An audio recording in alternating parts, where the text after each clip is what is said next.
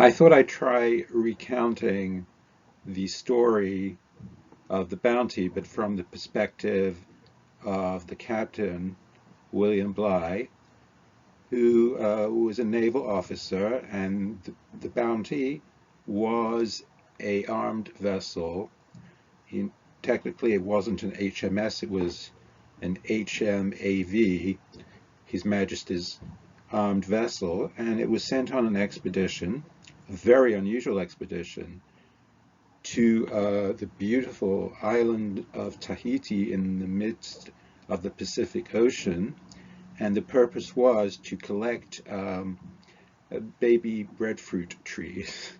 And these were to be transported to the Caribbean, and there they would be cultivated as a staple for the slaves in the sugar plantations. That was the plan. Quite how they came up with this, I don't know, but it was sanctioned by the Admiralty, and he was selected. Now, he had already had a very interesting career serving under the legendary Captain James Cook on the third circumnavigation of the world, and they surveyed the coastline of Alaska and the Aleutian Islands for the very first time, and they created very accurate charts. They were both extraordinary seamen, navigators, and cartographers. Part of the mission was to find the really essentially imaginary Northwest Passage, which would be a route between the north of Canada and the Arctic that would expedite shipping to Asia and to the Orient. Of course, that didn't work out.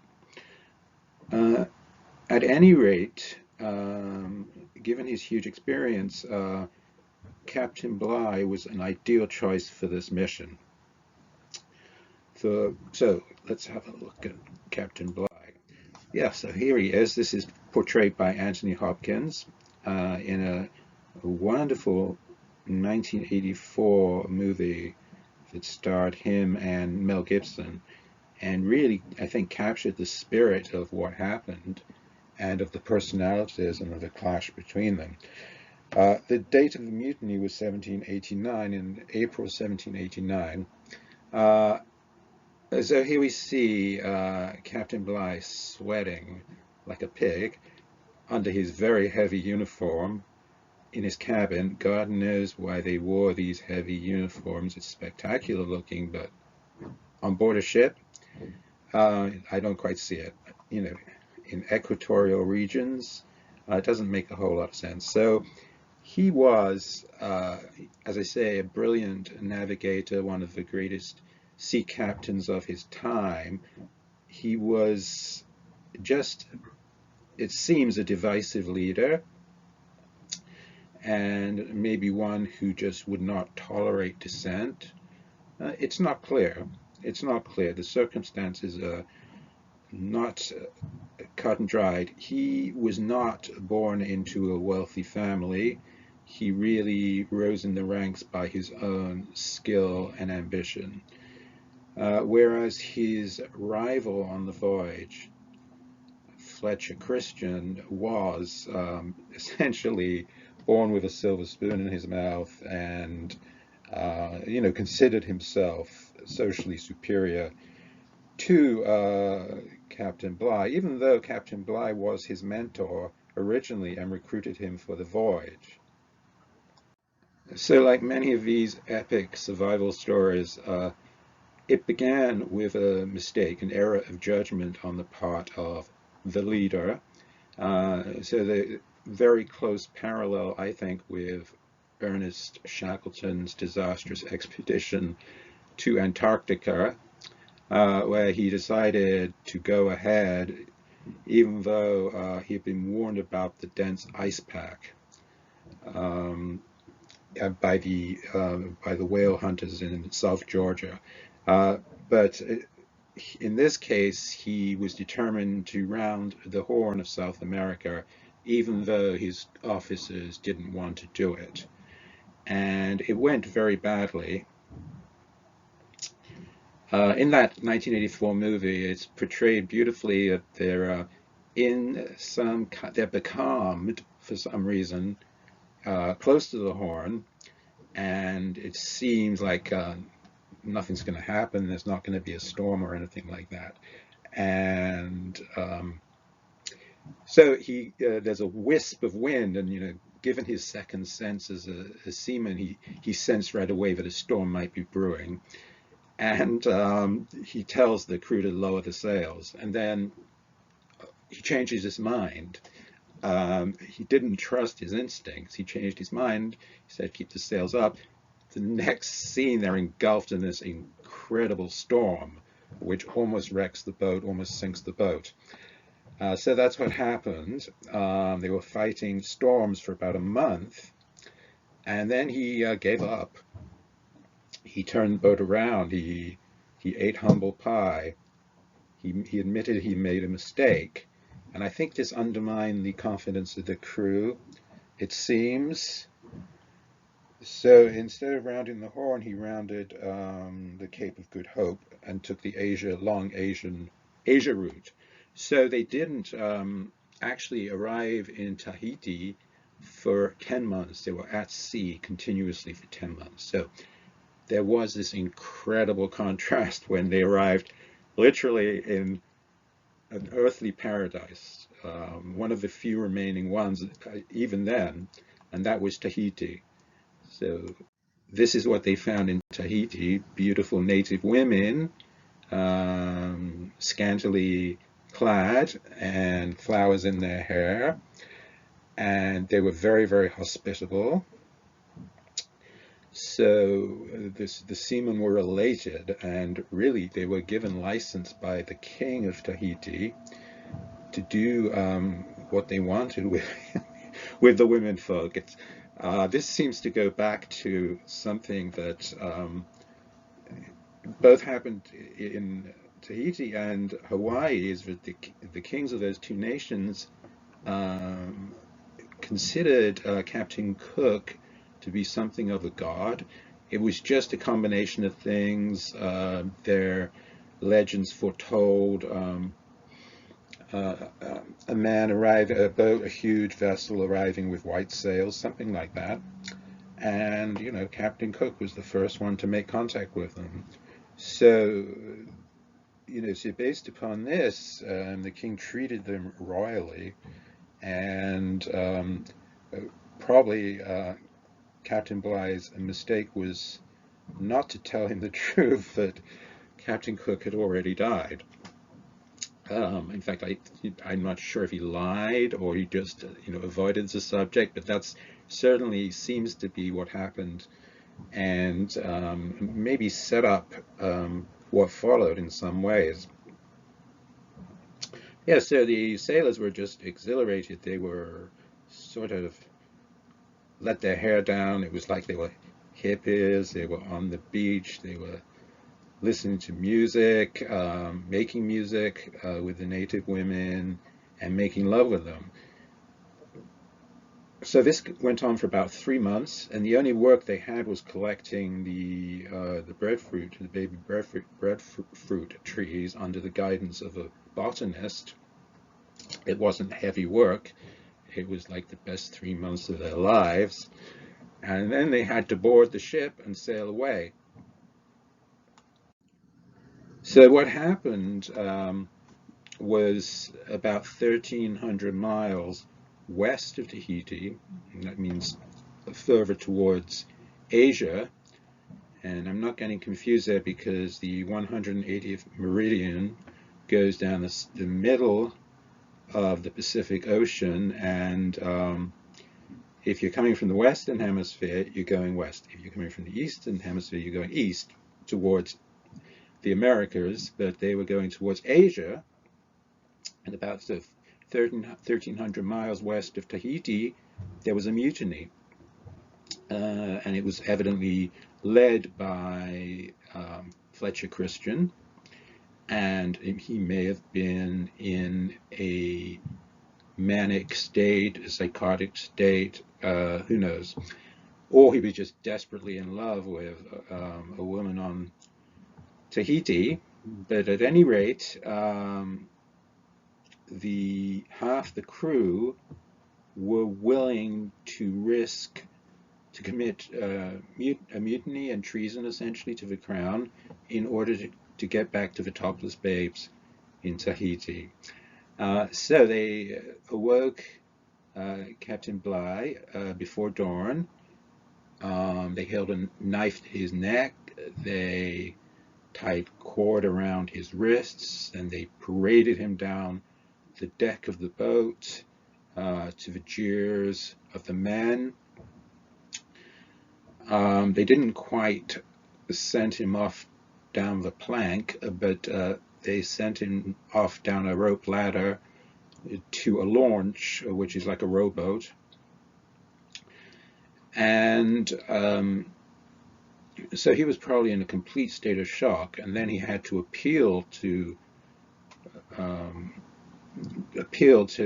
the loyal members of the crew who wanted to save their necks from being hanged by a following British naval ship, which was sure to come.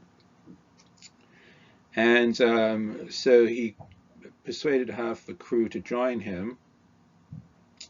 And it was a pretty desperate thing, if you can imagine getting into this really relatively tiny launch, 23 feet long, and there were 19 men aboard, and they were 1,300 miles from Tahiti. It was a pretty desperate situation, but that's exactly what happened. Evidently, in the very brief amount of time that they had, they collected enough things to survive, in the sense that later on they were able to raise a mast and a sail, and I believe a lot was owed to the quartermaster for collecting these items that they absolutely needed. And the provisioning of the boat, the food, was somewhat interesting, so let's get into that. So this is what bread looked like on a naval ship in the 18th century. It doesn't look anything like bread. These were like biscuits, or what is sometimes referred to as hardtack, and they were given 150 pounds of this.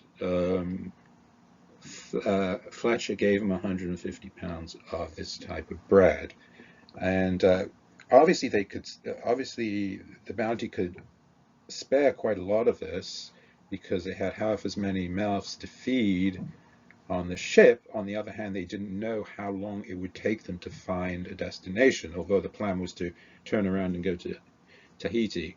But anyway, 150 pounds is not a lot between 19 men, not a lot at all.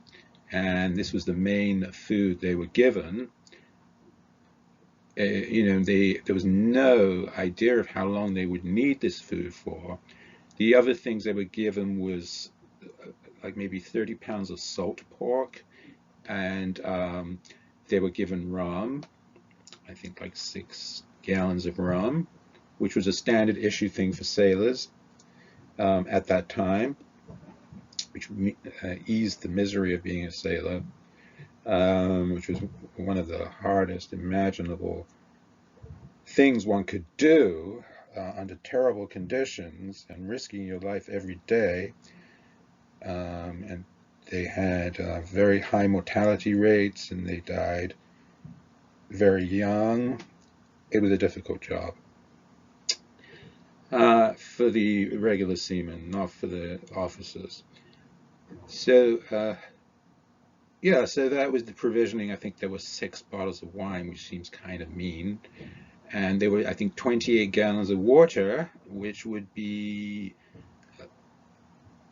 is a laughably tiny amount of water when you're on the sea and you're constantly being exposed to the equatorial sun, and given the rate of dehydration, this was just a tiny amount of water. Presumably, because it was an equatorial region, there was a lot of rain, and they must have been drinking rain as soon as the the provisioned water ran out. But at any rate, they only had provisions for about a week. And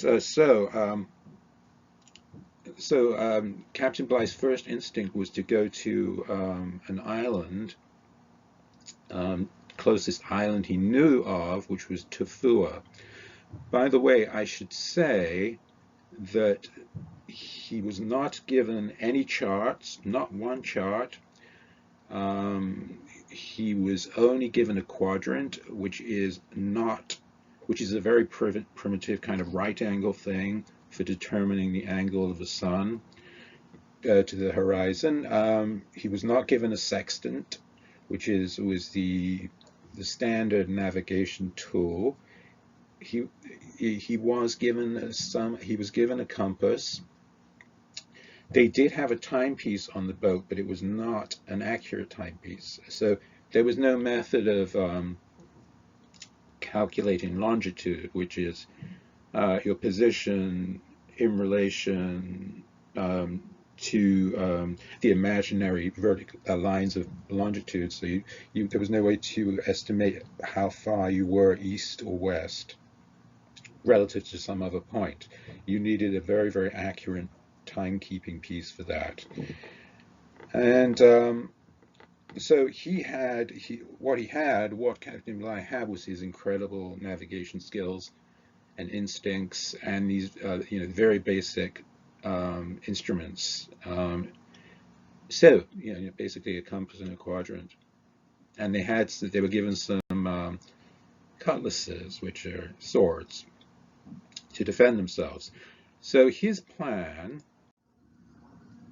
was to go. This is not the right picture for the moment, but his plan was to go to the island of Tubuai, and that was the nearest island, and there they would reprovision. So probably what happened is they consumed most of the of what they had been given in terms of food, because they assumed they would be able to reprovision on the island of Tubuai. This is not the island of Tubuai. This is Pitcairn Island. So what happened, going to the story of Fletcher and the men who followed him, what happened is they turned around and they went back to Tahiti, and they spent a few months there, and the king of Tahiti was not too happy with hosting them at this stage, because he knew they had revolted against their captain, which was, in his mind, was equivalent to revolting against their king, King George, and he knew about King George. This was a terrible thing in any culture, to rebel against your commander who was charged with your care. This was really a crime in his culture, in the Tahitian culture, as much as the English culture, and he basically pushed them off the island, is my understanding. They went to another island. It may have been Tubuai, although I don't think that's likely. These names are a little bit confusing. And for some reason, he built a fort there. Fletcher Christian, with his men, built a fort on this island. And it's not clear if they were defending themselves against the natives, because they didn't get a good reception there either, or against the prospect of a British naval ship.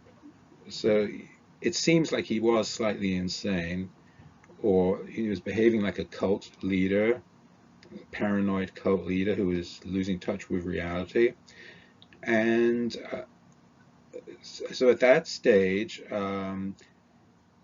after spending some time there and really feeling extremely threatened by the natives, he went back to Tahiti again. And some of the men, that had followed him abandoned him there. They basically hid out on Tahiti, and Fletcher, collected like half a dozen, no, more than that, maybe 10 native women and 5 native men, and somehow cajoled them or enticed them to go with him on the Bounty. And he obviously needed to hide out somewhere. I mean, I don't know if he calculated on Captain Bligh surviving in this tiny little rowboat in the middle of the Pacific Ocean, or at some point it would be reported that there had been a mutiny.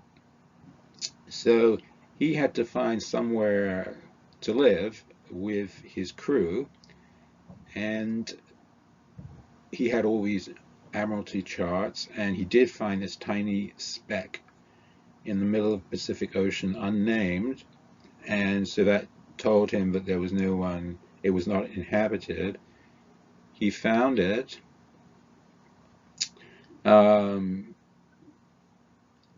I think by systematically going east-west in the Pacific Ocean at the right latitude, because its position wasn't exactly as portrayed on the map, and it was a pretty remote island. It was further south than most of the Polynesian islands. In fact, it had been briefly inhabited by Polynesians based on remnants of what they left behind, but it was just too inhospitable for them. It was rugged, it was exposed, it had cold winters, but this was going to be home for them. So what they did, under the orders of Fletcher Christian, apparently, was to set fire to the ship. Obviously, they removed everything of value that they could think of from the ship. Inevitably, one leaves things behind that one later regrets. But they set fire to the ship, they scuttled the ship, so it would never give them away to a passing British naval ship, or even another nation's vessel which might spot them. So there they were, trapped on this tiny little island for the rest of their lives. So they had not passed the marshmallow test. They had eaten the first one, when if they, maybe if they had put it off, they could have had 2. Hard to say. I must take a so I missed this important point. So what was it about Captain Bligh that rubbed men the wrong way? Evidently, he shouted at men. He shouted at his crew. He even shouted at the officers a lot. And this was not considered dignified behavior, or that a gentleman would partake in. He tried to discipline men by shouting at them, whereas at this time, naval captains usually flogged their men and whipped their men with little restraint, and evidently Captain Bligh didn't like flogging. He was very humane in that respect. So his method of disciplining and controlling his men was shouting at them, and this really irritated them. They would rather have been flogged. That was less humiliating to them than being shouted at and screamed at by this captain. They didn't know what to make of it. It was sort of not normal.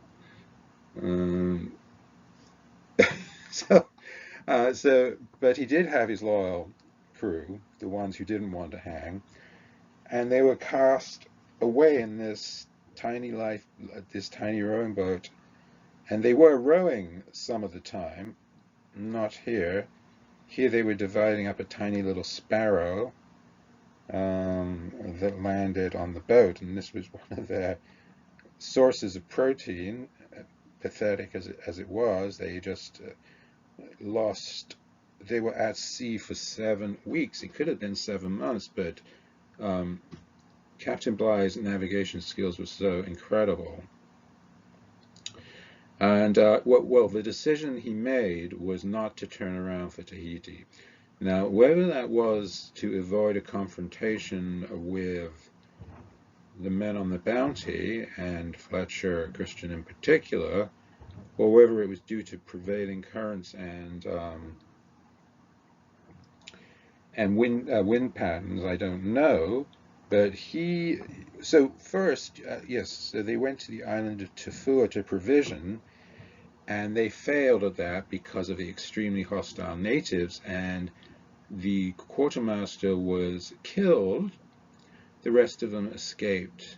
So that quartermaster was actually the only person to be killed under the captaincy of William Bligh.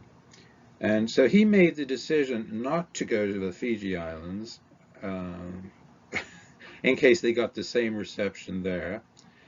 And he knew little about the Fiji Islands, and of course he had no charts, as I said. All he had was the memory of charts. The memory of charts committed, which were sketchy, were not that great to begin with. That's all he had. So, but he decided to head for what is modern-day Indonesia, which was an incredible journey. It was over 4,000 miles. It was over 6,000 kilometers. He felt he could do it, or his men could do it. He felt it was the only choice. So that was where the Dutch East Indies were. And that was, as far as he was concerned, the nearest civilization, European civilization. So they headed off to Indonesia, and he navigated the boat like a straight arrow.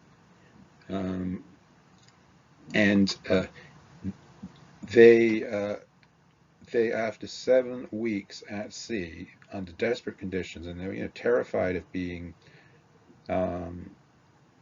of waves that would go over the side of the launch, because it was only like a foot or 18 inches above the water level, the water line. So any kind of significant waves or any type of storm could have just caused the boat to founder, to sink. And so this was their fear. Also, they were exposed to the elements unremittingly, and they didn't have head coverings mostly. And you can imagine how singed they were, and there's absolutely no cover. And all the bodily functions had to be performed in front of all of them. That was just an awful situation, really awful. But somehow they survived. Well, they discovered an island in the north of Australia, and of course this was terra incognita. It really had never been charted before. They found an island, they called it Restoration Island. I don't think it was because they had been restored to life. I think it was because of a Christian holiday. And incredibly, Captain Bligh was drawing the coastline. He was sketching the coastline. He was a cartographer, and he produced the first accurate maps of northern Australia during this period of starving in desperate circumstances. Then they set sail again and on the open sea, and they reached Timor, the island of Timor, and after a couple more weeks. And they arrived alive, and in fact they even put on this little show of raising the red duster, which is the Union Jack on a red background, which was the sail of the time, was the flag of the time, and they raised their oars as if this was just a regular return to harbor. They were all in a desperate shape. Um, they staggered off the boat, if even that, and um, Captain Bligh staggered to um, the the colonial governor and reported the mutiny, the Dutch colonial governor, and reported the mutiny. And so that was the end of the survival story, although a couple of the sailors did die uh, in Timor, on the island of Timor, possibly during because of a starvation and malnutrition, or maybe because of catching malaria. Another 3 men died on transport back to England. Captain Bligh must have had the constitution of an ox. He survived fine, and he went back to England. And he had a court-martial, which he knew he would have, because losing a ship, His Majesty's ship, naval ship, under any circumstances during peacetime was a terrible thing, a very serious thing, and he was court-martialed, and it was not a foregone conclusion that he would be exonerated, but he was exonerated, and he was commended for the incredible survival voyage in the rowboat, and the crew that he saved that way. Although they probably hadn't, the judges or the officers who judged him probably had no idea really what that involved. So he had this second career. He was appointed the governor of New South Wales, a territory of Australia, and a lot of Australia was a convict colony at that time. Evidently, I don't have the details of this, but he took a stand on something related to what became the Rum Rebellion, and he was deposed from office by a couple of disgruntled landowners, and that ended his governorship. There was this rebellion. I think it really was a coincidence that this occurred. I don't think it was anything he did as governor in particular. He just had strong points of view, and he stood up to some vested interests. But anyway, this did end this did put curtains on his long and illustrious career. I didn't mention that he also served with distinction in some naval engagements. I think between what happened on the Bounty and becoming a governor, he had served with distinction, and he was a man of serious means and abilities. But anyway, so he returned to England, and I believe he did have a family there. He had a wife and children. I don't know when he had a chance to see them. There is a plaque in London on his house, where he lived, and it doesn't mention the Bounty. I hope it doesn't. And well, maybe it does, but it's nothing to be ashamed of. And he's buried in a small cemetery near his home, which I believe is overgrown. And so his reputation, I'm not sure what his reputation was in the century that followed his death, but certainly it was ruined by these 5 well, 4 of these 5 movies portraying him as a wicked man and Fletcher Christian as a saint, which is absurd, but it's just a very good romantic story. And I think his reputation was somewhat restored by the Anthony Hopkins portrayal, which showed him to be a human being, and who was acting rationally, whereas Fletcher Christian was not necessarily. So that's really the story. I'm sure I've left out a lot of wonderful details. I think one of them would have been that the British sent a ship called the Pandora the following year, once the mutiny had been reported, within a year or two, to round up the men who had stayed on Tahiti, and they did. They rounded them all up. They put them on this vessel, the Pandora, and then that vessel ran aground on the Great Barrier Reef of Australia, and these men died an awful death in incarcerated in iron chains, etc., on the Pandora. So it was one tragedy, followed by another, and well, maybe that was their just ends. That's kind of mean, but they probably would have been hanged if they had gone back to England. So really, that's the end of the story. I've enjoyed telling it. Thank you. Bye bye.